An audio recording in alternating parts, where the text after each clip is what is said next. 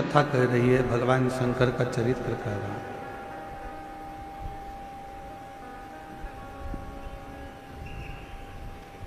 शिव महापुराण की पवित्र कथा कह रही है। जितनी श्वासें मिली है, जितना भजन करने के लिए परमात्मा ने ये शरीर दिया है, उन श्वासों को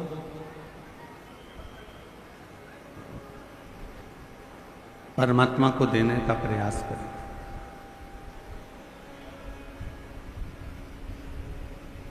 जब भगवान शिव जी का विवाह मां पार्वती जी के साथ में हो रहा था,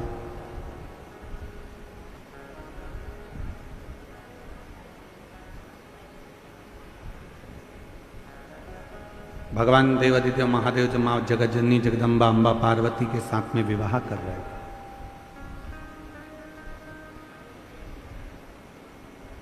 तो पार्वती जी ने भगवान शिव जी से पूछा, आपके प्रथम में कितने सारे विवाह हुए हैं? कभी मैं उमा बनकर आई हूं, कभी मैं कात्यायनी बनकर आई हूं, कभी मैं कुष्मांडा बनकर आई हूं, कभी मैं स्कंदा बनकर आई हूं, कभी मैं महागौरी बनकर आई हूं, कभी मैं सती बनकर आई हूं, कभी मैं बगलामुखी बनकर आई हूं, तो कभी मैं धूमावती बनकर आई हूं, कभी मैं कमला बनकर आई हूं। ऐसे मेरे कितने कितने जन्म हो गए, और इतने सारे जन्म मेरे ऐसे ही निकल गए। इसके बाद में मेरा या अब जन्म मिला है हिमालय राज के घर में, मैं पार्वती बनकर जन्मी।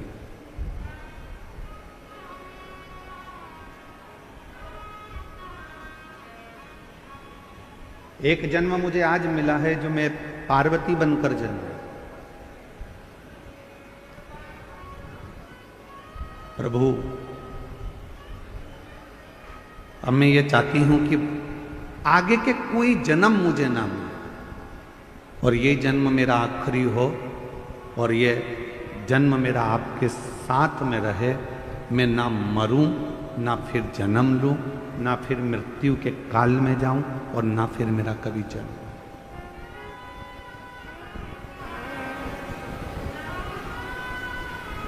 जन्म और मरण के प्रपंच से मैं छूट जाऊं। इसके बाद मेरा कोई दूसरा जन्म नहीं होना चाहिए। इसके बाद ये मेरा जो जन्म है, बस ये आखिरी है।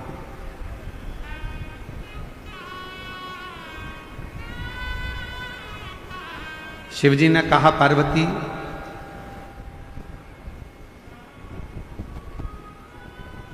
संसार में रहने वाला चाहे मनुष्य हो, देवलोक में रहने वाला चाहे देवता हो, गंधर्व लोक में रहने वाला चाहे गंधर्व हो, अप्सरा लोक में रहने वाली चाहे अप्सरा हो, नागलोक में रहने वाली चाहे नाग हो, सर्प हो, जो भी है, यदि वो एक बार मेरा भजन कर लेते हैं, और मेरा यदि उन्होंने स्मरण कर लिया, उनके मुख से नमः शिवाय, ओम नमः शिवाय निकल गया, उनके मुख से श्री शिवाय नमस्तुभ्यम निकल गया, यदि उन्होंने एक लोटा जल मुझे समर्पित कर दिया, तो शिवजी कहते हैं, पार्वती तुम क्या, देवता हो, गंधर्व हो, अप्सरा हो, सर्प हो, कोई भी हो, चाहे वो मनुष्य हो, शिवजी कहते हैं फिर उनका दूसरा जन्म नहीं होता, वो मेरे हो जाते हैं, और सारे जन्म और मरण के प्रपंच से छूट जाते हैं।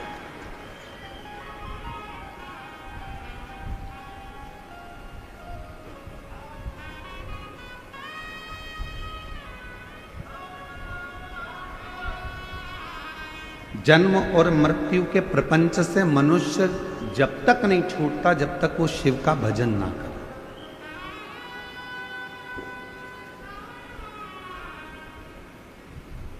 कल हमने कथा में कहा था, विट्ठल विट्ठल भजोगे चले आएंगे त्रिपुरारी। विट्ठल नाम की गर्जना से शिव प्रसन्न हो जाते हैं, और शिव नाम की गर्जना से विट्ठल प्रसन्न हो जाते हैं।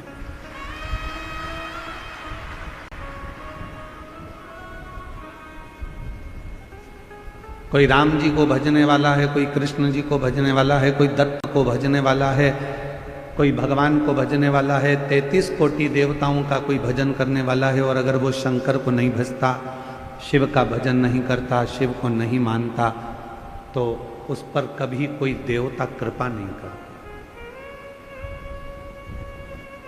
आप देवी की आराधना करते हो, करो, पर आपको शिव को मानना पड़ेगा।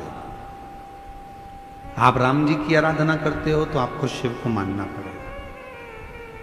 आप दत्त की आराधना करते हो तो आपको शिव को मानना पड़ेगा।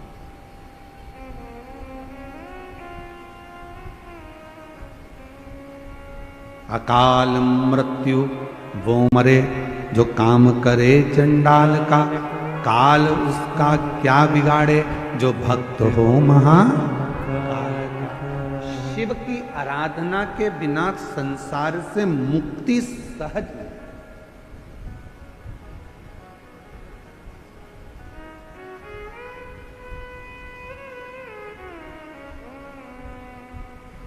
भगवान शंकर की आराधना के बिना आप मुक्त नहीं हो सकते।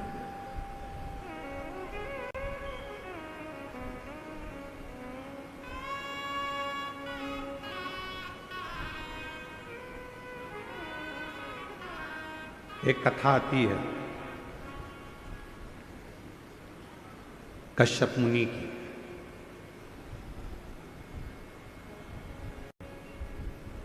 असुरों ने, राक्षसों ने पूरे देवताओं के लोक को अपना बना लिया।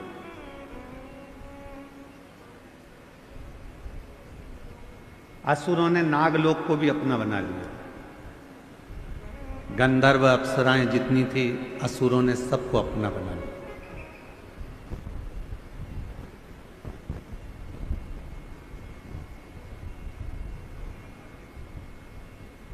जब सारे देवताओं का देवलोक चले गया,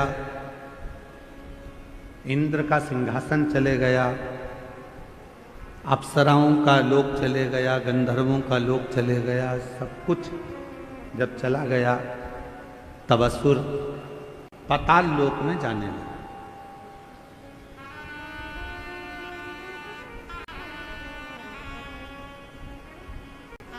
जितना नागलोक था उस पर भी असुरों ने अपना कब्जा कर लिया, अपना पद जमाया।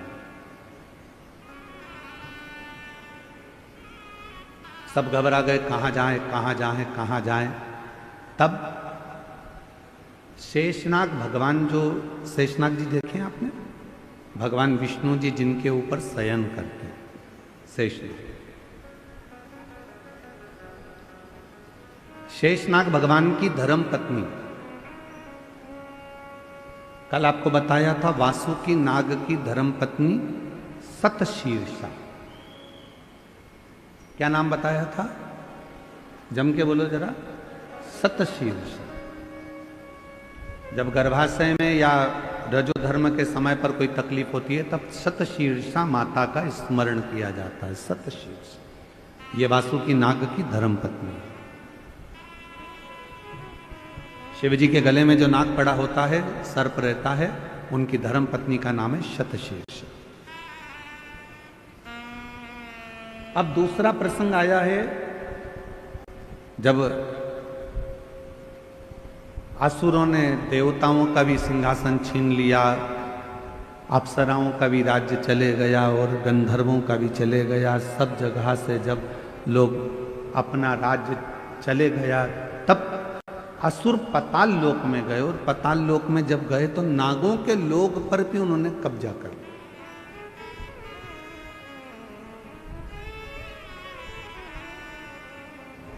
सूचना मिली शेषनाग जी की धर्म पत्नी को।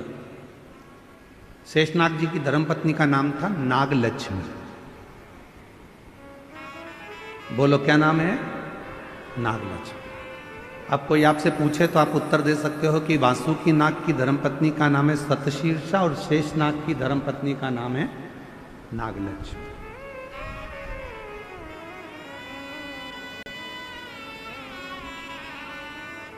नागलक्ष्मी के पास में सूचना मिली, और माता नागलक्ष्मी के पास में जब सूचना मिली कि देवताओं का सिंहासन चले गया, गंधर्वों का चले गया, अप्सराओं का चले गया, नागलोक चले गया, असुरों ने चारों तरफ हाहाकार मचाकर सब दूर कब्जा कर कर रख लिया। तब माता नागलक्ष्मी के पास में सूचना गई, तो माता नागलक्ष्मी शिव की परम उपासक,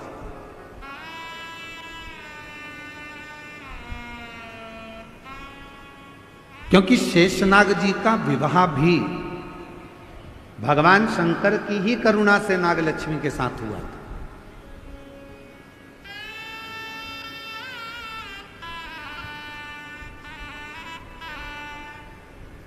नागलक्ष्मी के पास में जब बात गई तो नागलक्ष्मी ने विचार किया कि ये ऐसा प्रसंग है तो चिंता मत करो,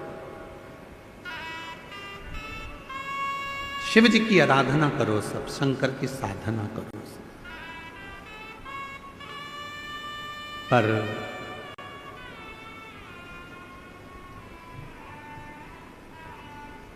देवता बैठ गए साधना करने के लिए, गंधर्व बैठ गए साधना करने के लिए, अप्सराएं बैठ गई साधना करने के लिए, नाग बैठ गए साधना करने के लिए।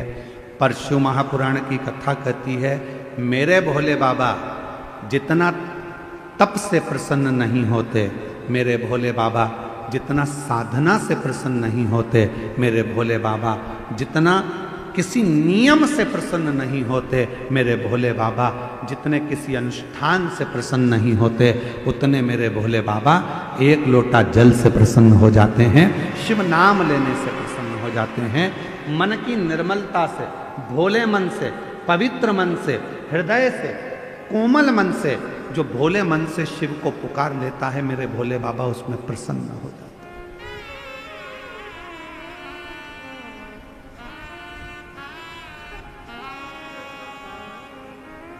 उसमें शिव की प्रसन्नता हो जाती है।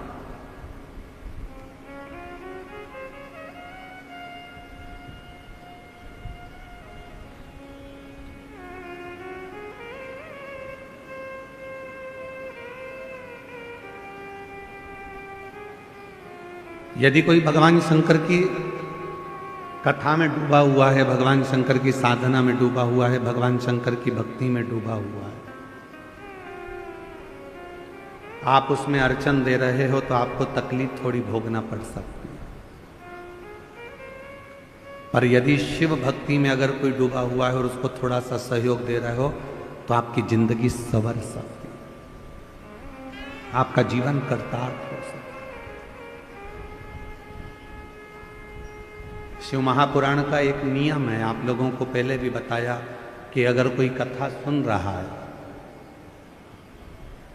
आप सब जितने लोग ये आगे बैठे हैं ना, हम जानते हैं कि तुम सब और जितने इन पंडालों में बैठे हैं, कई तो पूरी रात से इंतजार कर रहे होंगे और कई 2 बजे रात को नहाकर स्नान कर 3 बजे 4 बजे घर से निकले होंगे, तब जाकर ये कथा के पंडाल में आगे जाके बैठे।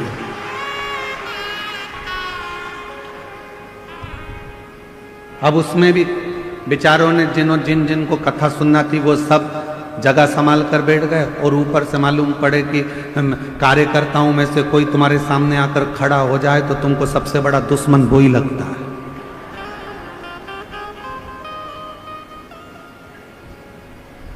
ढाई घंटे की कथा है और उसमें भी तुम मेरे सामने आकर खड़े हो गए, मैं तुम्हारे पांव पड़ती हूं, तुम हट जाओ या बैठ जाओ।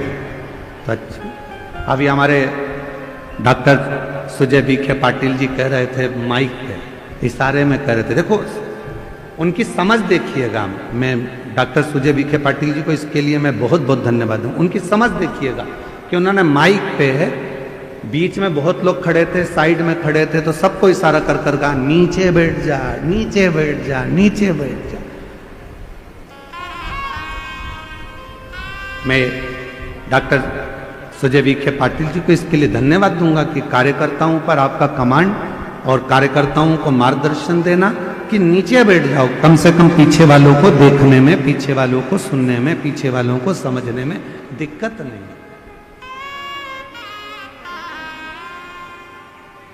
एक सही नेतृत्व करने वाले के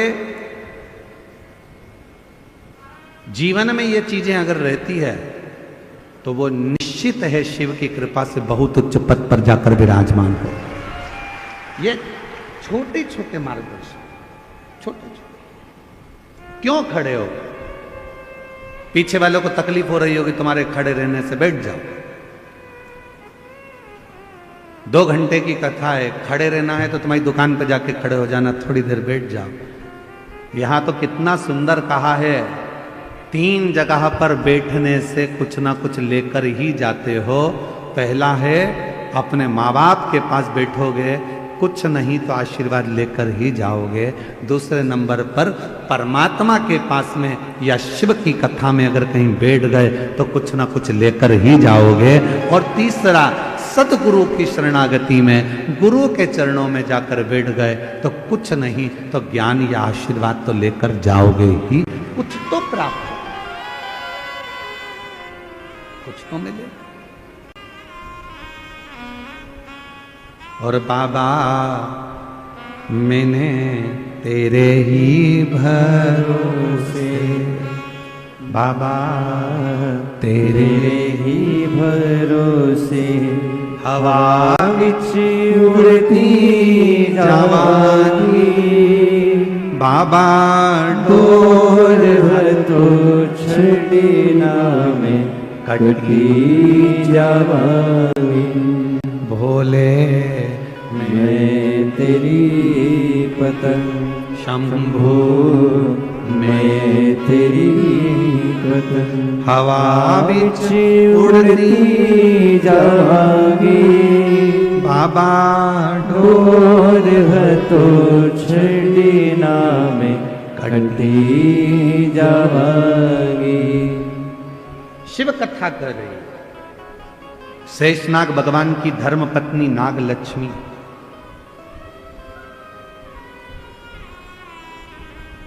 सबके हित का सोच रहे। लक्ष्मी किसको कहा जाता है?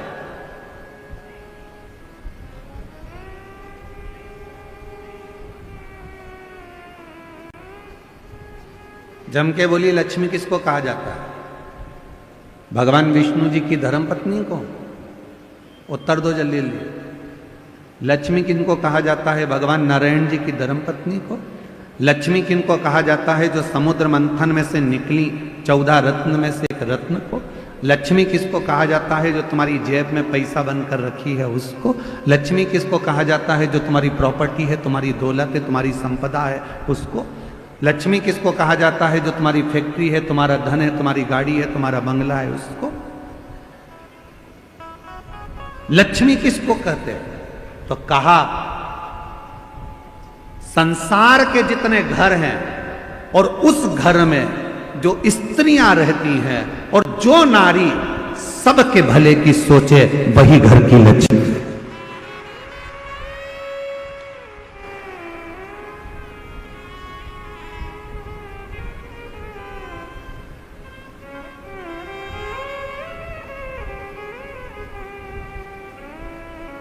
जो नारी सबके भले की सोचे, सबके हित की सोचे, वो लक्ष्मी।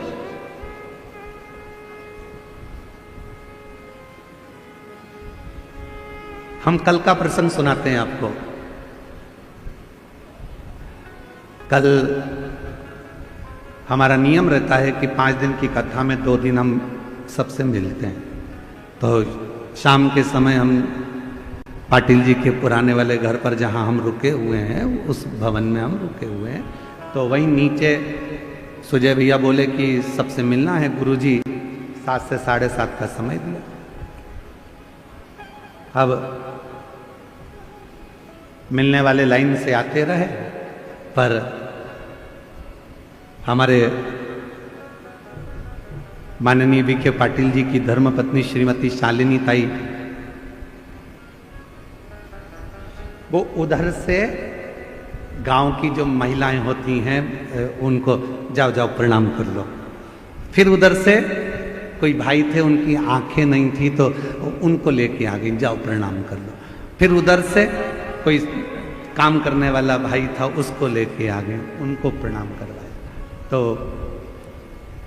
जितने कार्यकर्ता खड़े थे उन्होंने कहा ताई पहले इनको करा देते हैं, तो ताई बोली नहीं नहीं इनका बाद में करा लेना, पहले ये बेचारे बहुत देर से खड़े हैं, इनके लिए सोचो, इनको कराओ। लक्ष्मी किसको कहते हैं? तुम्हारी जेब में पैसा भरा है उसको लक्ष्मी नहीं कहा जाएगा।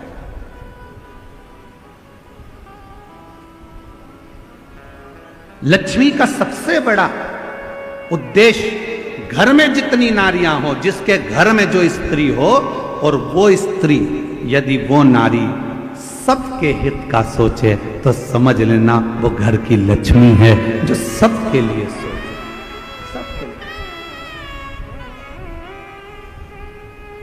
क्यों तुमने खाना खाया? क्यों तुमने पानी पिया? गाड़ी बाद में चलाना, चल पहले पानी पी ले, चल ये काम कर ले, तू ले थोड़ा सा कुछ खा ले कुछ पा ले। ये लक्ष्मी का भाव।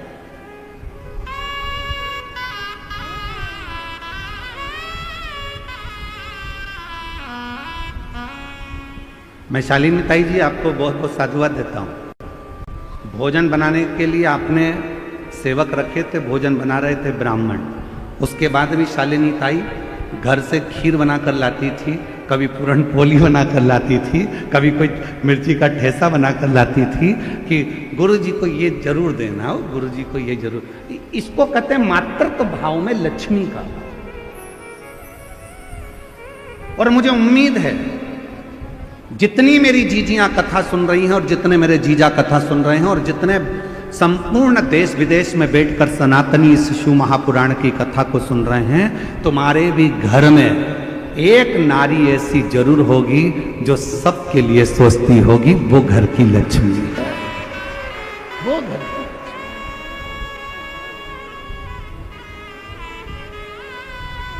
सर्वे भवन्तु सुखी, सबके लिए जो सोचे। सबके घर में एक स्त्री एक नारी, वो माँ हो, ताई हो, भाभी हो, काकी हो, बहन हो, बेटी हो, चाहे वो घर की बहू हो, चाहे वो घर की बेटी हो, कोई भी घर में कोई ना कोई एक नारी, घर में कोई ना कोई एक सदस्य ऐसा होता है जो सबके लिए सोचता है। समझ लेना कि तुम्हारे घर में अगर आज संपदा आ रही है, तुम्हारे घर में चार चांद लगा है, तुम्हारे घर में अगर पैसा आ रहा है, तुम्हारे घर में वैभव आ रहा है, तो समझ लेना इसी लक्ष्मी के बल पर आ रहा है, जो किसी ना किसी रूप में सबका सोच। सर्वे भवन्तु सुखी, सबके हित का।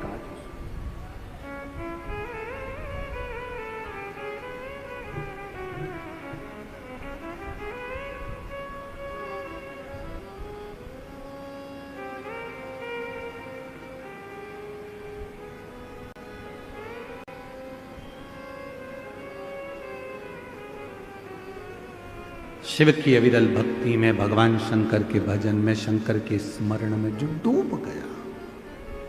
नागलक्ष्मी, शेषनाग जी की धर्म पत्नी नागलक्ष्मी, उनके मन में आया कि सब कुछ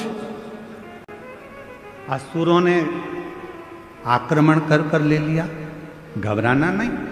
नागलक्ष्मी ने देवताओं से कहा कि तुम भी मत घबराओ, नागलक्ष्मी ने नागों से कहा तुम मत घबराओ, नागलक्ष्मी ने अप्सराओं से कहा कि तुम मत घबराओ, नागलक्ष्मी ने गंधर्वों से कह दिया कि मत घबराना, और नागलक्ष्मी ने पृथ्वी पर मनुष्य से कह दिया कि तुम्हें घबराने की जरूरत नहीं है, तुम एक काम करो, शिव की आराधना करो, शंकर की साधना करो।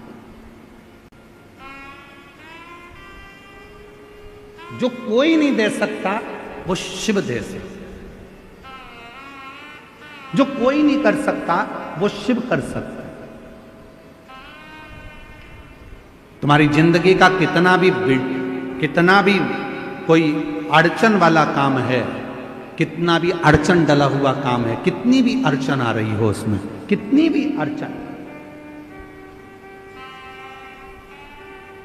कितना भी अड़चन का काम क्यों ना हो, 5 दिन है तुम्हारे पास में, धनतेरस, रूप चौदस, दीपावली, पड़वा और दूज। क्यों हमारे सनातन धर्म में, क्यों हमारे हिंदू धर्म में दीपावली की इतनी महत्वता होती है? क्यों होती है?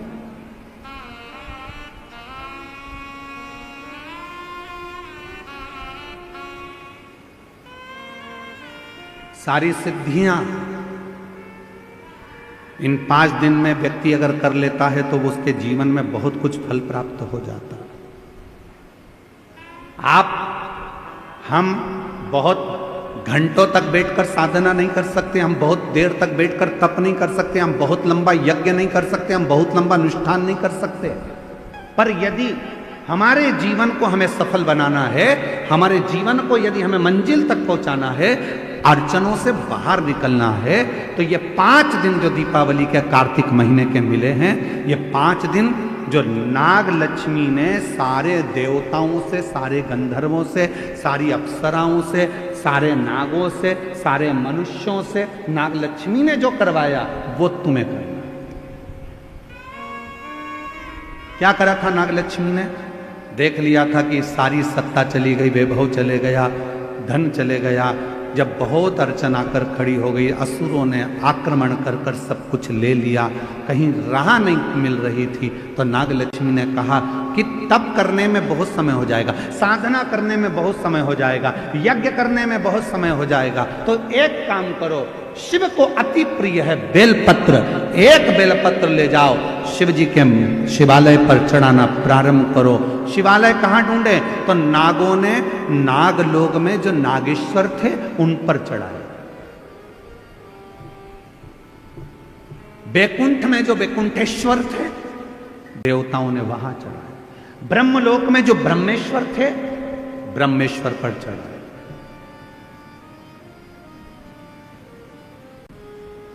गंधर्व लोक में जो थे गंधर्वों के लिए वहां चढ़ा। सबने भगवान शिव की आराधना करना प्रारंभ कर सब। और क्या आराधना करी उन्होंने? उनको नहीं मालूम था कि नाग लक्ष्मी ने कहा है 5 दिन बेलपत्र लेकर जाते, शिव जी को जल चढ़ाकर एक बेलपत्र समर्पित करते और प्रणाम कर कर आ जाते।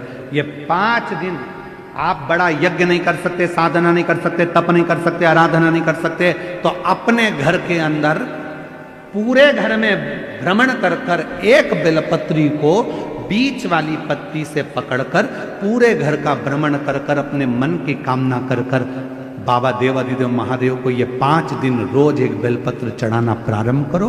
5वां दिन हो दूज का, उस दिन एक बेलपत्र जब चढ़ाओ तो उसी बेलपत्र को वापस लेकर आ जाओ और अपने घर में किसी भी जगह पर उसको साल भर रख कर देखिए, जिंदगी की सारी अड़चनें समाप्त होगी, कार्य में सफल।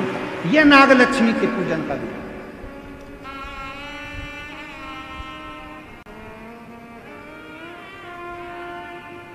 सारी समस्या का हल एक लोटा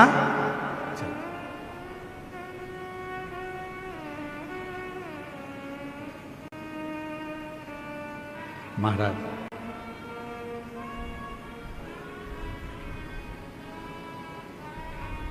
नागलक्ष्मी ने सबसे कहा कि साधना करो, भगवान शिव को रिझाओ। सब लग गए रिझाने में, कोई तप कर रहा है, कोई साधना कर रहा है, कोई यज्ञ कर रहा है, कोई अनुष्ठान कर रहा है, पर देवता भगवान शंकर राजी नहीं होते। भगवान शंकर तो बड़े निर्मल, भोले, सहज, ये सबसे दूर हैं। शिव जी तो कहते हैं मेरे को पाना है तो तुझे मेरे जैसा होना पड़ेगा, मैं भोला तू भोला।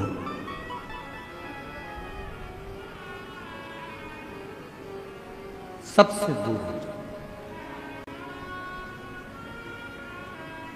सबसे।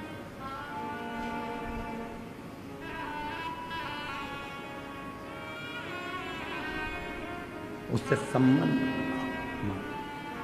ऐसे दयालु नाथ से रिश्ता बनाइए, ऐसे दयालु नाथ से रिश्ता बनाइए,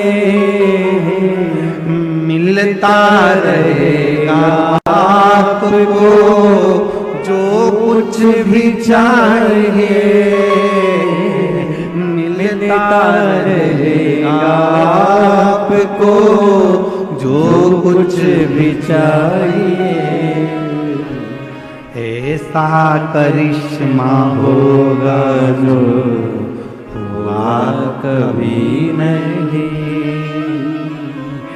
ऐसा करिश्मा होगा जो हुआ कभी नहीं। तेरी दया बनी रहे जब तक है जिंदगी, तेरी दया बनी रहे जब तक है जिंदगी। मांगा है भोलेनाथ से वरदान एक ही, मांगा है भोलेनाथ से वरदान एक ही। तेरी कृपा बनी रहे जब तक है जिंदगी। मांगा है भोलेनाथ से वरदान एक ही। मांगा है भोलेनाथ से वरदान एक ही। जो मांगोगे वो मिल। इसकी एक लाइन का स्मरण फिर से करिए। ऐसे दयालु नाथ से रिश्ता बनाइए, ऐसे दयालु नाथ से रिश्ता बनाइए। मिलता रहेगा आपको जो कुछ भी चाहिए, मिलता रहेगा आपको जो कुछ भी चाहिए। फिर ऐसा करिश्मा होगा जो हुआ कभी नहीं। हम आपसे पूछें, कल परसों एक माता जी आई थी, उनकी उम्र 50 साल की थी। आप ईमानदारी से बोलो 50 साल की नारी को बच्चा हो सकता है?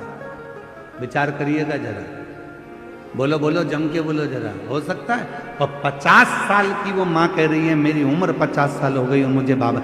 ऐसा करिश्मा होगा जो हुआ कभी नहीं। 23 साल हो गए शादी को, डॉक्टर ने मना कर दिया तुम्हारे बच्चा नहीं हो सकता, सारे इलाज करवा लिया, मुंबई तक हो जाए तो भी तो बच्चा हुआ 23 साल के बाद। 22 साल हो गए, 12 साल हो गए, 15 साल हो गए, किसी को ना जाने कितने कितने कई माताएं बैठी हैं जिनके पत्र हम नहीं पढ़ पाए। किसी को 11 साल, किसी को 9 साल, किसी को 10 साल, किसी को 4 साल, किसी को 6 साल। आई भी होंगी यहाँ पर, हाथ उठाओ जरा। हम उनके पत्र नहीं पढ़ पाए, पर वो आई होंगी अपने बच्चों को लेकर भाव से प्रार्थना करने, शिव जी को नमन करने, शंकर को अपने मन का भाव करने। हो ऐसा करिश्मा होगा जो हुआ कभी नहीं। ऐसा करिश्मा होगा जो हुआ कभी नहीं।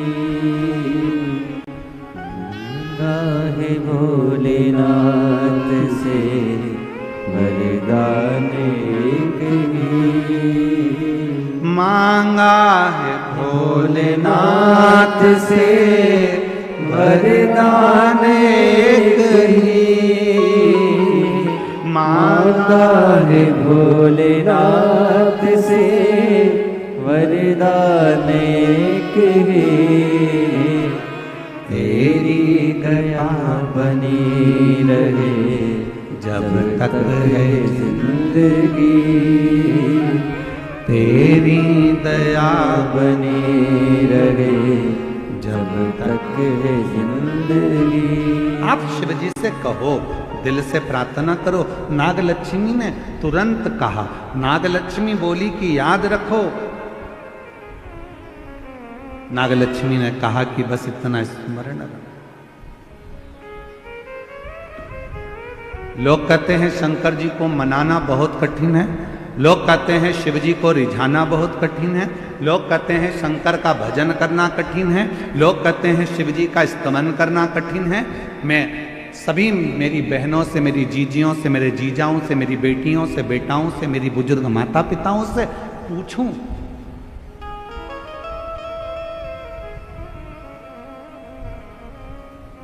शिव जी को रिझाना कठिन तो नहीं है ना? अरे बोलो तो जम के। बहुत सारा जो तुम्हारे घर में है वो बाबा को दे दो। एक लोटा जल नहीं है तो 3 बार ताली बजा दो, 3 बार। ये भी नहीं दे सकते तो मुख से बम बम, ये भी नहीं कर सकते तो शिखर का दर्शन करो। शिखर का दर्शन भी नहीं कर सकते तो उसके मंदिर के सामने से मुस्कुराकर निकल जाओ, उतने में ही मेरा बाबा झोली भर देता है।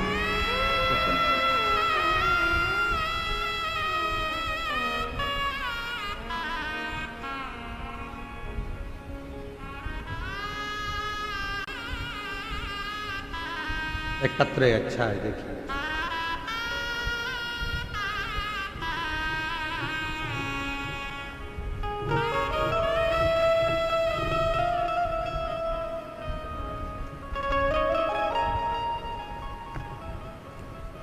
मैं प्रांजलि राजू मालोदे, आयु 16 साल।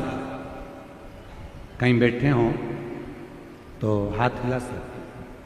और मेरी बहन है वेदिका राजू मालोदे, आयु 6 साल।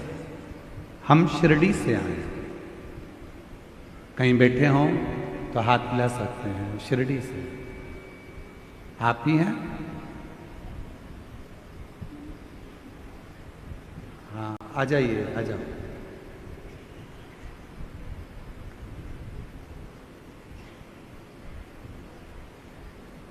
कई सालों से मेरी आंखों की रोशनी नहीं है, मुझे दिखता नहीं। लगभग 3 साल तो हो गए कि मेरी आंखों से दिखना बंद हो गया। मेरी आंखों में रोशनी नहीं। गुरुदेव, एक बार घर के लोगों ने टीवी चलाई तो टीवी चलाने पर जनवरी 2022 में आपके मुख से पहली बार शिव पुराण की कथा सुनी और विश्वास हो गया कि जब इतने सालों से अगर रोशनी नहीं है तो मेरा बाबा अब मेरी आंख में रोशनी देगा। शिव जी मुझे रोशनी देंगे। गुरुदेव, 2022 से शंकर जी पे जल चढ़ाती हूं। डॉक्टर ने तो मना कर दिया था कि बिल्कुल देख नहीं पाओगे, आंखें पूरी चली गई थी। पर 3 सालों से 2022 से शिव जी पर जल चढ़ा रही हूं। शंकर को चढ़ा हुआ जल नेत्रों को ऐसे लगा लेती हूं, आचमन कर लेती हूं, बाबा को विनती करती हूं मेरी आंखें आ जाए। आज बाबा की कृपा से मेरी 75% नेत्र की ज्योति वापिस आ गई। 75% मुझे दिखाई देता है। अब मैं पढ़ना लिखना भी आता है। यही सब बाबा की कृपा है और शिव की उदारता है। शंकर, मेरी आंखों की पूरी रोशनी चली गई थी, मैं देख नहीं सकती थी। ऐसा करिश्मा होगा जो हुआ कभी नहीं, ऐसा करिश्मा होगा जो हुआ कभी नहीं। मांगा है भोले बाबा से वरदान एक ही। मैं आंखों से देख नहीं सकती थी, पूरी अंध नेत्र से भी। 2022 से जल चढ़ा रही हूं और 2022 से मैं शिरडी की रहने वाली हूं। 2022 से जल चढ़ा रही हूं। आज मेरी आंखें 75% काम कर रही है। अब मैं पढ़ सकती हूं, देख सकती हूं। एक पत्र और है, अच्छा है।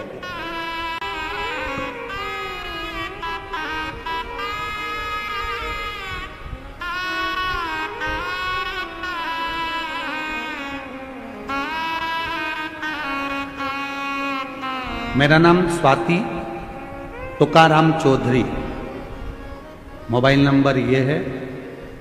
श्री रामपुर की रहने वाली हूँ। माँ शीला शंकर बीखे, माननीय शीला शंकर बीखे जी रोणी की रहवासी हैं। उनको पिछले 15 साल से अस्थमा की बीमारी है। लोहनी के कोई रहने वाले हैं इनके, उनको अस्थमा की बीमारी है। काफी समय से 15 साल से ये बीमारी है। बिना पंप के नहीं रह सकती, बिना दवाई के नहीं रह सकती, 2 कदम भी नहीं चल सकती। 15 साल हो गए थे। तब शिव महापुराण की कथा के बारे में पता चला और मैंने आपकी कथा सन 2022 से सुनना शुरू किया, जिससे हर रोज मंदिर जाना, शिव जी को जल चढ़ाना और आचमन करना, बेलपत्र खाना प्रारंभ किया। 7 पंडालों में कथा सुनी और वहाँ की रच को माथे पर लगाना और खाना शुरू किया। फिर एक बार सीहोर से रुद्राक्ष लेकर आई, सौभाग्य मिला। बाबा को कावड़ चढ़ाई, पशुपति नाथ का व्रत किया। उसके प्रभाव से जो बीमारी सालों से थी वो अब पूरी तरह से समाप्त हो चुकी है। पंप भी हट गया, दवाई भी हट गई। ये शिव की कृपा। कहीं बैठी हो तो बेलपत्र लेने के लिए आ सकते। शिव उदारता किसको कहते हैं?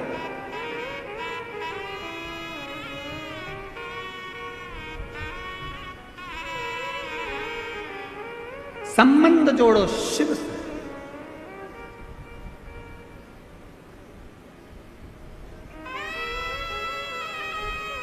तेरी कृपा बनी रहे जब तक है जिंदगी। ये जीवन जब तक है, आपकी करुणा, आपकी कृपा, आपकी दया बनी रहे। एक लोटा जल जब हम शिव को चढ़ाने के लिए जाते हैं, शंकर को चढ़ाने के लिए जाते हैं, हमारे यहाँ नियम है, विवाह होता है, लड़की के हाथ को लड़के के हाथ में दिया जाता है। बोलो बोलो, सही है कि गलत है? कन्यादान करते समय लड़की का हाथ लड़के के हाथ में दिया जाता है, कन्यादान करा जाता है। जब हम एक लोटा, कन्यादान के समय पर भी हाथ पे पानी डाला जाता है, उसी तरह जब हम अपना हाथ आगे बढ़ाकर शिव जी पे एक लोटा जल चढ़ाते हैं तो हम स्वयं शिव के हो जाते हैं और शिव हमारा हो जाता है। हम शिव के, शिव।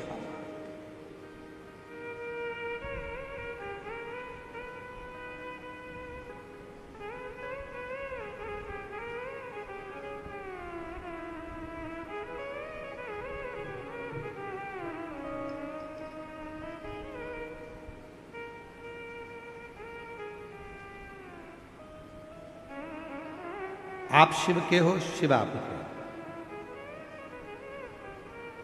भगवान शंकर के हैं।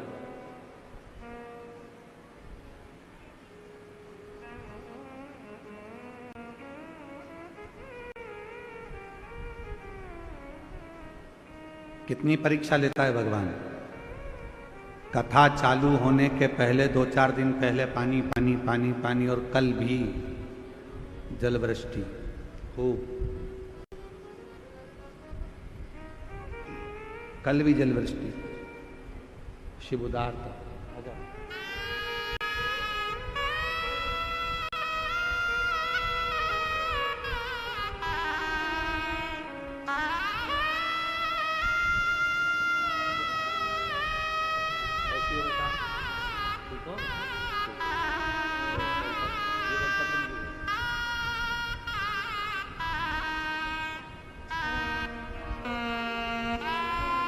श्री शिवाय नमस्ते। ऐसे दयालु नाथ से रिश्ता बनाइए, ऐसे दयालु नाथ से रिश्ता बनाइए, मिलता रहेगा आपको जो कुछ भी चाहिए, मिलता मिलता रहेगा आपको जो कुछ भी चाहिए। मांगा है भोलेनाथ से वरदान एक ही, मांगा है भोलेनाथ से वरदान एक ही। तेरी कृपा देखिए, नेत्र नहीं थे, डॉक्टर ने कह दिया था कभी नहीं देख सकती। 5 बेटियां ही बेटियां हैं और 5 बेटियों में से 2 बेटी ऐसी है जिसके जन्म से नेत्र नहीं है, आंखों से दिखता नहीं। पर 3 साल से 2022 से जब से कथा सुनना चालू करी, शिव पे चढ़ा हुआ जल आंखों में लगाना, पीना चालू करा, दोनों बेटियों को आंखों में रोशनी आना प्रारंभ हो गई और दिखना प्रारंभ।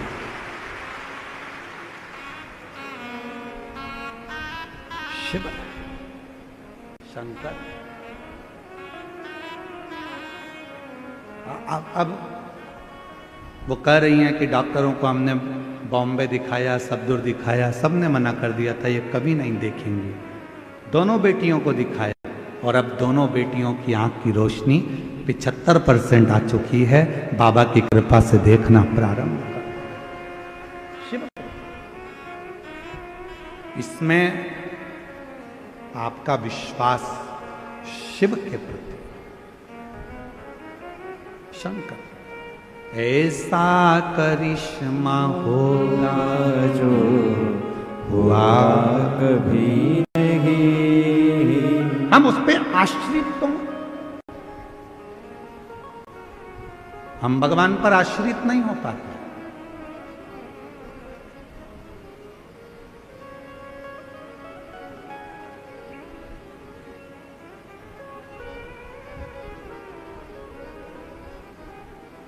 कई लोग कहते हैं शंकर के मंदिर क्यों जाते हैं? बहुत सारे मिलेंगे जो आपको शिव से दूर करेंगे। कई लोग आपसे कहेंगे कि क्यों शिव पुराण की कथा सुनते हो, क्यों जाते हो, क्या करोगे? शिव के मंदिर जाकर शंकर को जल चढ़ाकर शंकर की कथा सुनकर। कई लोग सोशल मीडिया पर भी आपसे कहेंगे शंकर के मंदिर जाकर क्या करोगे, भीड़ लगाकर क्या करोगे, इतनी गर्दी हो रही है, इतना भीड़ हो रहा है, क्यों कथा में जा रहे हो, क्यों जा रहे हो, क्या करोगे, क्या करोगे वहां जाकर? तो उसको कह देना हमने तुझसे पूछा क्या कि जाए कि नहीं जाए। मैं मेरे दिल की सुनती हूं, मैं मेरे मन का मानती हूं, मैं अपने मन का राजा हूं। मेरी मर्जी पड़ेगी तो जाऊंगा और मेरी मर्जी पड़ेगी। किसी ने कहा कि तुम मंदिर मत जाओ, तुम मंदिर छोड़ दिया। किसी ने कहा तुम शिव कथा मत सुनो, तुमने कथा छोड़ दी। किसी ने कहा शंकर जी पे चढ़ा हुआ पानी मत पियो, तुमने पानी छोड़ दिया। मतलब तुम्हारा रिमोट किसी दूसरे के हाथ में है। वो कहता है तुम बंद कर देते हो, वो कहता है तुम मंदिर जाना छोड़ देते हो, वो कहता है तो तुम कथा सुनना छोड़ देते हो, वो कहता है तो तुमने शंकर पे जल चढ़ाना छोड़ दिया, वो कहता है तो शंकर जी पे चढ़ा हुआ जल पीना छोड़ दिया। मतलब दूसरा कुछ कहेगा तो तुम सुनोगे। मतलब तुम अपने मन के राजा नहीं हो। जैसे टीवी का रिमोट दूसरे के हाथ में होता है तो वो अपनी मर्जी से नाटक देखता है, उसी तरह तुम अपनी जिंदगी का रिमोट किसी दूसरे के हाथ में मत दो, अपने मन के राजा बनकर जिंदगी जियो।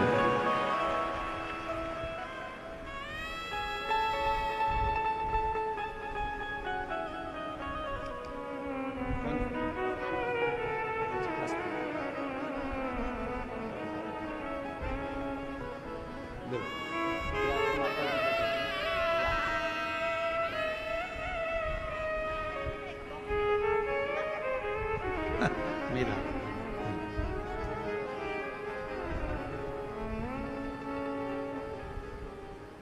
अपना रिमोट किसी को मत दो। अपनी जिंदगी के हकदार अपन है। कोई कहे कि ऐसा मत कर, मंदिर मत जा, पानी मत चढ़ा, कथा मत। मैंने तुझसे पूछा क्या कि जाऊं कि नहीं जाऊं, कथा सुनूं कि नहीं सुनूं, मेरी मर्जी। मैं चाहे ये करूं, मैं चाहे वो करूं, मेरी मर्जी। आग लगे बस्ती में अपन रोमन। जो ज्यादा मना करे तुम उतनी जोरदार चोटी करके, और एक चोटी और होती है खजूर वाली चोटी, ऐसे बाल निकाल के 3 बट लगा के फिर इधर से इधर खींच के फिर इधर से इधर खींच। जो ज्यादा मना करे तो वैसी खजूर वाली चोटी बनाकर जोरदार तरीके से 1 लोटा जल भर के सिर पे पल्लू लेके आग लगे बस्ती में, ये चली मस्ती। और शिव जी को लोटा भर जल चढ़ा के श्री शिवा अलमस्त होकर जिंदगी। वो कहता है ऐसा कर लो, तुम वैसा कर लेते हो। सोशल मीडिया पे तो लोगों का काम है दिन भर बैठकर ज्ञान देना, बस ऐसा ही, ये मत कर लेना, वो मत कर लेना, ये मत कर लेना। जब गूगल सर्च करोगे तब सवेरे सवेरे आ जाएगा, प्रदोष के दिन ऐसा मत कर लेना, एकादशी पे ऐसा मत कर लेना, धनतेरस पे ऐसा मत कर लेना। तो अपने को ये सब चीज देखना ही नहीं, अपने को तो एक ही काम करना, अपना मन चंगा तो कठोते में गंगा, मन चंगा होना चाहिए। 1 लोटा जल सारी समस्या का हल। मेरा मन पड़ेगा मैं वैसा भगवान को रिझाऊं, मेरा मन करेगा जैसा मैं शिव जी को रिझाऊं।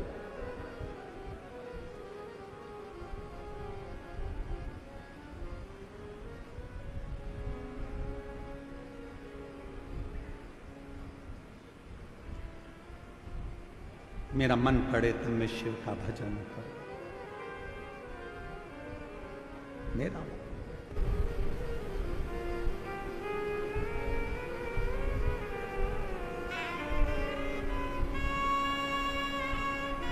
शिव कथा में नाग लक्ष्मी का कथा कर रहे।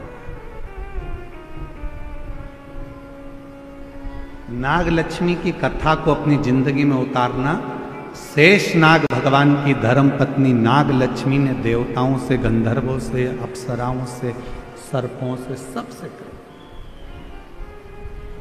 तुमने तप करा, तुमने साधना करी, तुमने व्रत किया, यदि तुम्हारा सिंहासन, तुम्हारा पद तुमको नहीं मिला, तुम्हारा कार्य नहीं हुआ, तो नाग लक्ष्मी कह रही है अब एक बेलपत्र लेकर शिव की शरणागति में जाओ। एक बेलपत्र लेकर शंकर जी के पास जाओ।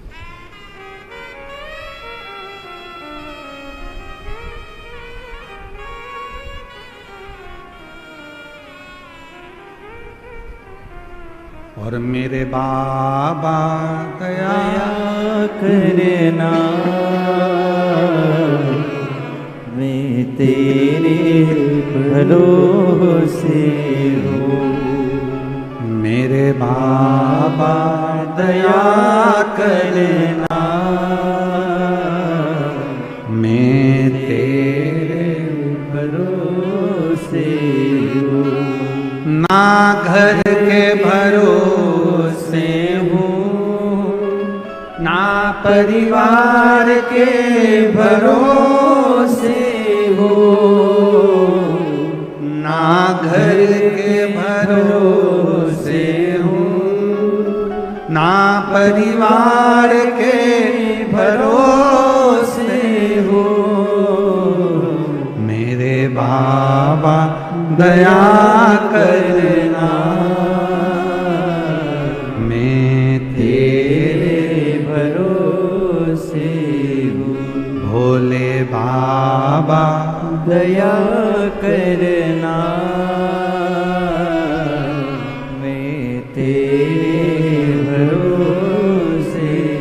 नाग लक्ष्मी ने सबसे कह दिया अब तुमने तप कर कर देख लिया, साधना कर कर देख लिया, व्रत कर कर देख लिया, सब कुछ करके देख लिया, तो अब एक बेलपत्र का प्रयोग कर कर। कितने दिन? जम के बोलो, धनतेरस से चालू हो जाओ।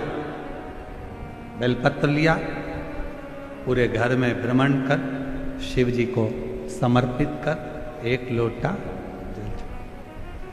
फिर दूसरे दिन एक बेलपत्र लिया, फिर भ्रमण किया, शिव जी को समझ, फिर जो धनतेरस, रूप 14, दीपावली, पड़वा, दूज। दूज का दिन रहे जब 5वां दिन विराम का रहे, तब बेलपत्र चढ़ाकर, जल चढ़ाकर उसी बेलपत्र को वापिस लेकर आइए, रखो उसको संभाल।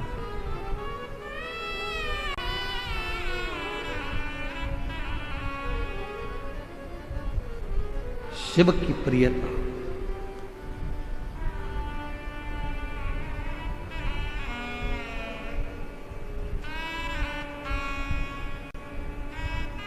बिना भगवान शंकर के कृपा के, बिना माँ जगत जननी जगदम्बा के कृपा के तो लक्ष्मी भी आपके घर में प्रवेश नहीं करती। बिना शिव कृपा लक्ष्मी भी आपके घर में प्रवेश नहीं करती, अगर शिव की कृपा ना हो तो। शंकर जी की करुणा ना हो तो शिव जी की दया ना हो। हर हर लक्ष्मी जी प्रवेश। याद करिए, कथा आपके बीच में पहले भी कही, आज फिर स्मरण में आ रही।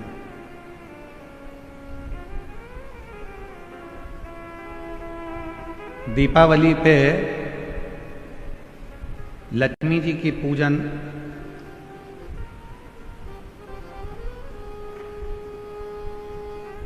किनके साथ होती है? भगवान विष्णु के साथ होती है क्या? जम के बोलो। किनके साथ होती है?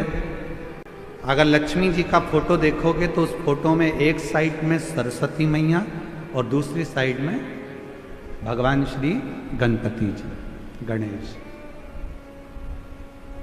बोलो बोलो, देखा है कि नहीं देखा है?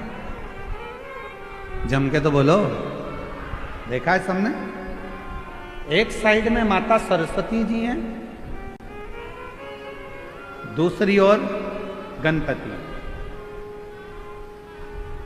कभी विचार करा क्या भगवान माता लक्ष्मी का पूजन तो भगवान नारायण जी के साथ होना चाहिए, पर गणेश जी के साथ हो रहा है। लक्ष्मी जी का पूजन सरस्वती जी के साथ हो रहा है, इनका पूजन तो भगवान विष्णु जी के साथ होना चाहिए। कभी विचार करो, कभी सोचो।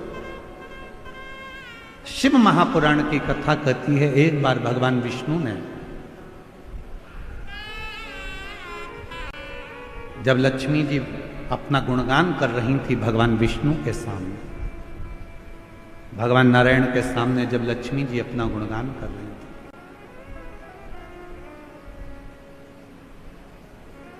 तब भगवान नारायण के मुख से निकल गया था, लक्ष्मी तू तो अपूर्ण है, अपूर्ण। लक्ष्मी जी की आंखों में जल भर गया। लक्ष्मी जी ने कहा, प्रभु आप मुझे अपूर्ण करें। लक्ष्मी तो किसी की यहां पर कितनी भी चली जाए परंतु उसकी तृप्ति पूर्ण नहीं होती है।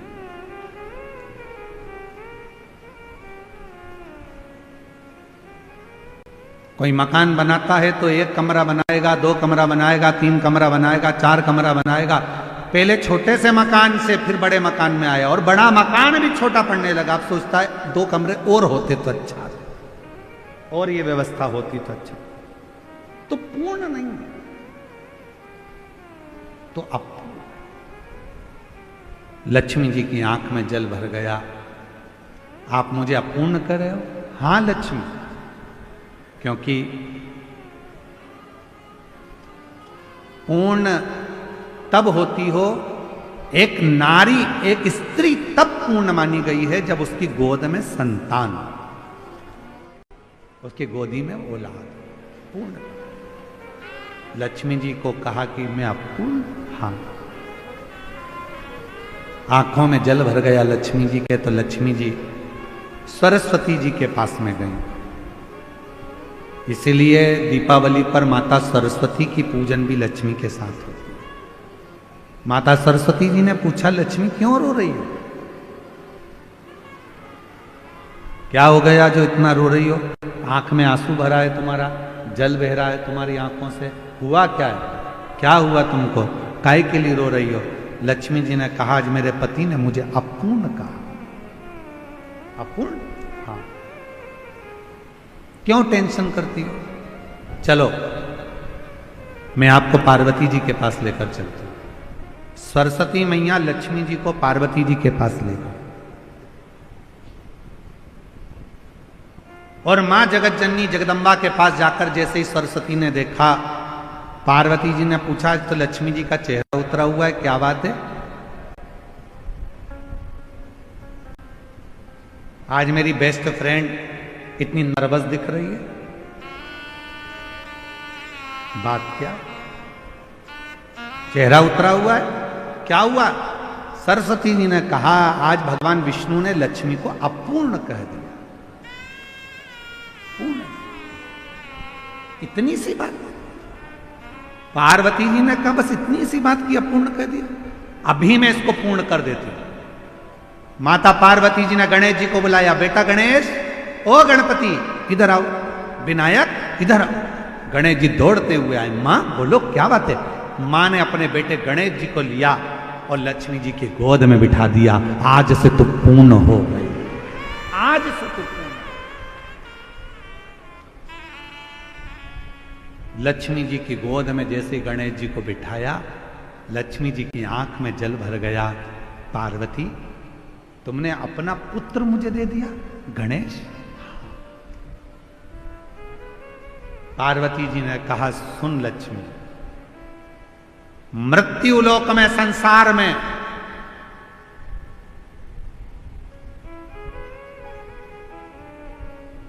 तेरे साथ तेरी पूजन में श्री विनायक, श्री गणेश जी महाराज, गणपति जी बैठेंगे, और जिनके घर में लक्ष्मी के साथ गणेश की पूजन होगी, उसके घर में लक्ष्मी पूर्ण विराजमान होगी, वो अपूर्ण नहीं है,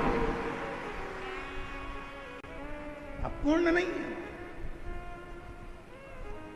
पार्वती जी ने अपने पुत्र गणेश जी को लक्ष्मी जी की गोद में दे दिया और लक्ष्मी पूर्ण। इसलिए दीपावली पर आपने जब भी देखा होगा फोटो लक्ष्मी जी का, इधर सरस्वती जी हैं, इधर गणेश जी हैं, बीच में लक्ष्मी जी बैठी हैं। बिना गणेश जी के लक्ष्मी जी का कहीं पूजन होता ही नहीं है, क्योंकि लक्ष्मी को पूर्ण जब माना जाता है जब वो गणेश जी के साथ।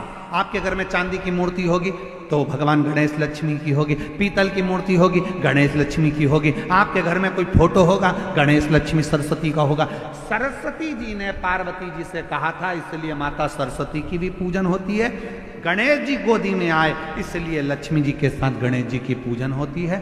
लक्ष्मी पूर्ण जब मानी जाती है जब उनकी पूजन श्री गणेश जी महाराज के साथ में होती है, तब लक्ष्मी को पूर्णता के साथ में हमारे घर में विराजमान माना जाता है।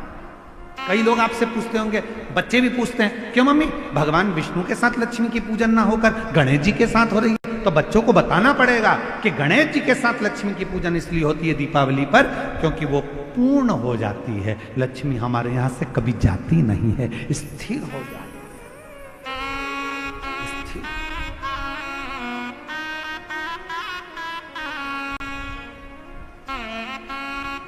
और जब लक्ष्मी की पूर्णता भगवान श्री गणेश जी महाराज को पाकर होती है, गणेश जी को लक्ष्मी,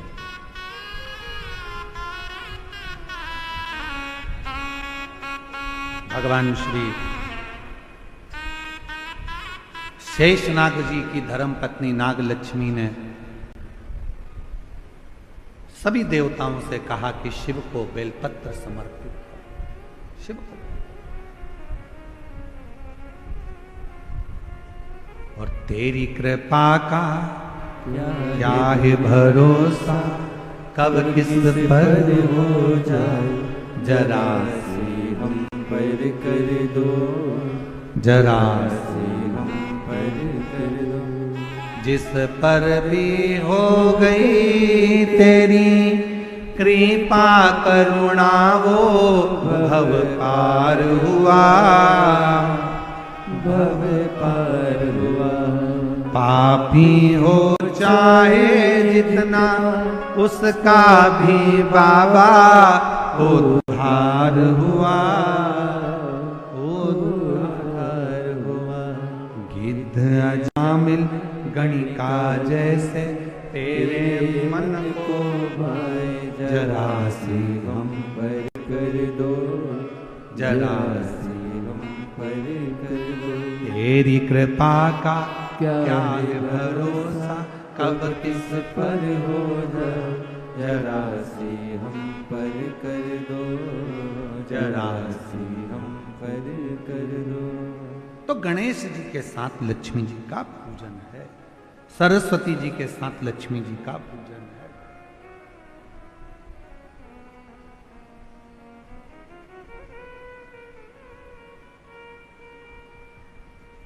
शिव कथा कह रही, जैसे ही नाग लक्ष्मी ने शेषनाग जी की धर्म पत्नी ने जैसे ही सारे देवताओं को, गंधर्वों को, अप्सराओं को, सबको कह दिया, सब चल दिया, बेलपत्र लिए शिव की शरणागति।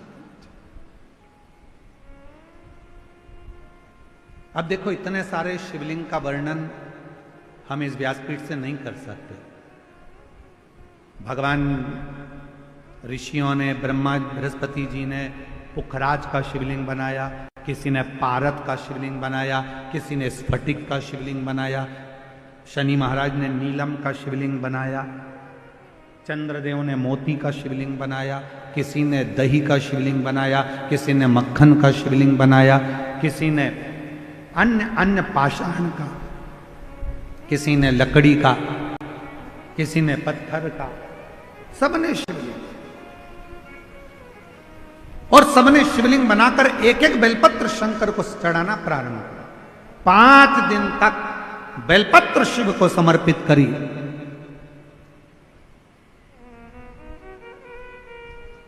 भ्रमण करते करते करते करते नंदीश्वर आ गए। नंदी भ्रमण करते करते नंदी आए, और नंदी जब आए सामने जाकर खड़े हो गए। सामने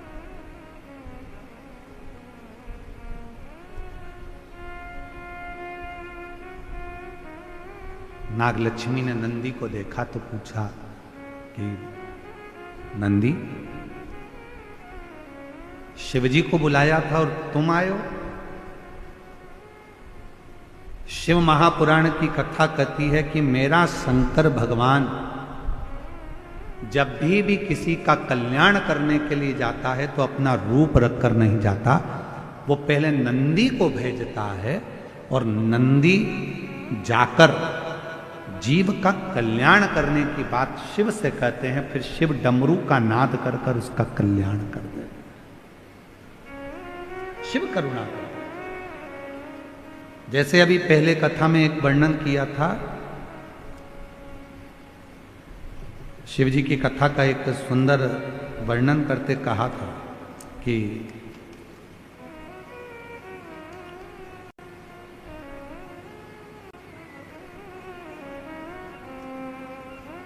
शिव जी के 2 गण ऐसे हैं, एक का नाम है हुंडन और दूसरे का नाम है मुंडन।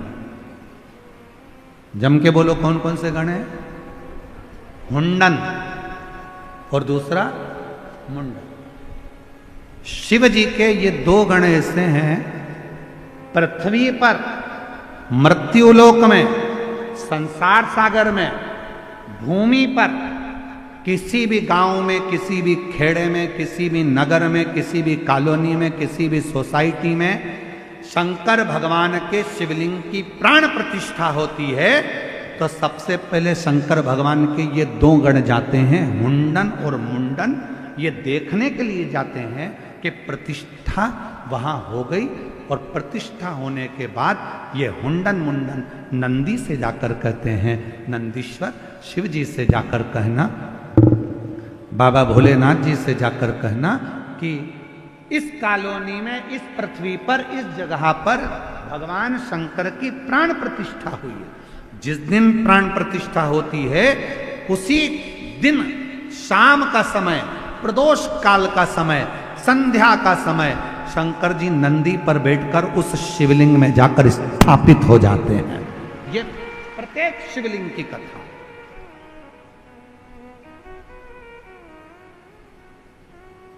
कई लोग कहते हैं गुरुजी हमारे घर के पास अभी अभी मंदिर बना 1 साल पहले, हम वहां जल चढ़ाएं? क्यों नहीं? किसी ने कहा अभी हमारे घर के पास में 1 महीने पहले मंदिर बना, जल चढ़ाएं? क्यों नहीं? किसी ने कहा 15 दिन पहले मंदिर बना, क्यों नहीं?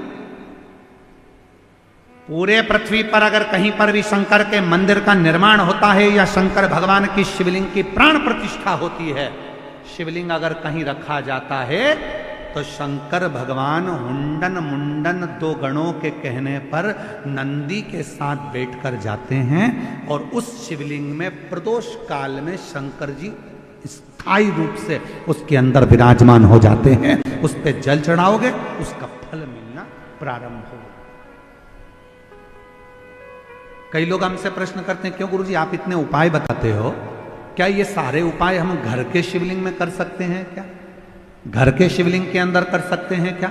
तो हम उनसे कहते हैं नहीं, अगर कोई उपाय करना है तो आपको मंदिर के शिवलिंग में जाकर करना है।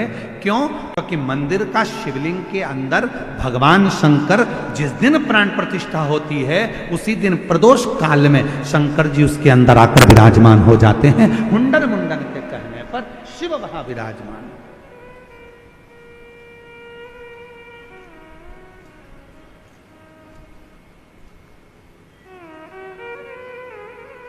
तो कहा गुरुजी हमारे घर में जो शंकर जी का शिवलिंग है, हमने कहा वो प्राथमिक चिकित्सा केंद्र है,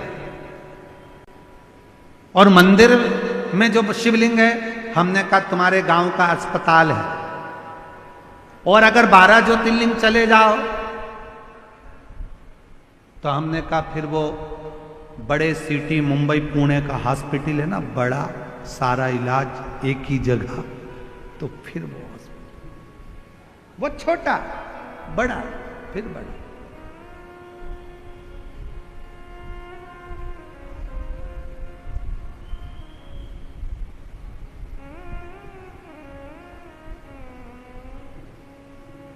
बड़े से बड़ा हॉस्पिटल फिर। तो क्या हमारे घर के शंकर के शिवलिंग को उपाय करो, मना नहीं है, पर मूल रूप से शिव के मंदिर जाना चालू करो। मूल रूप से कोई तकलीफ है, कष्ट है, बीमारी है, रोग है, तकलीफ, जाओ शिव के द्वार जाओ। शंकर वो दुनिया का सारा सुख प्रदान कर देता है, सारा सुख। चाहे वो रावण को सोने की लंका दे दे, चाहे वो भस्मासुर को कंकण दे दे, सब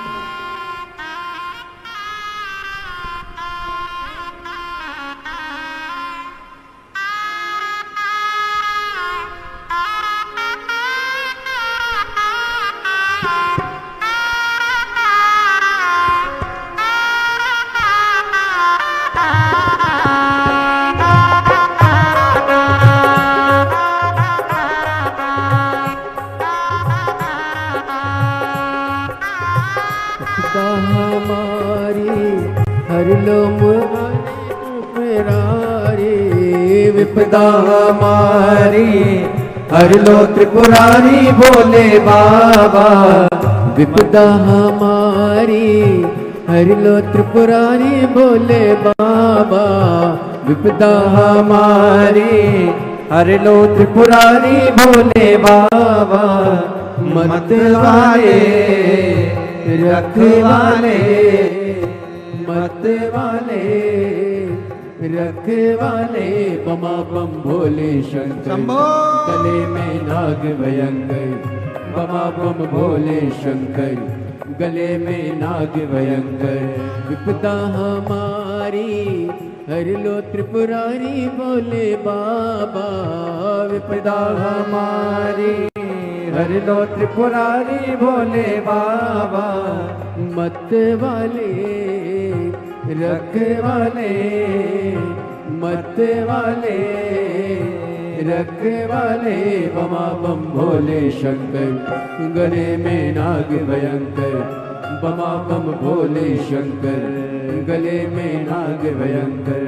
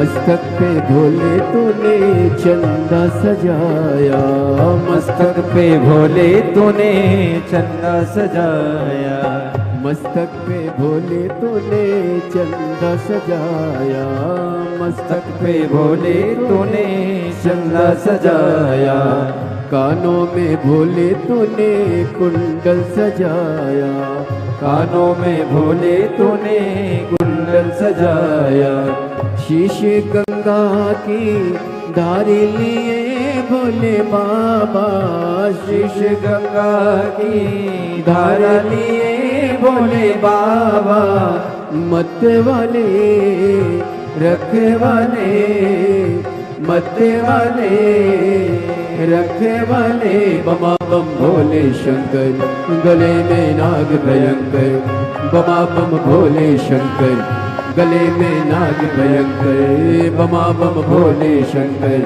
गले में नाग भयंकर, बमा बम भोले शंकर, गले में नाग भयंकर।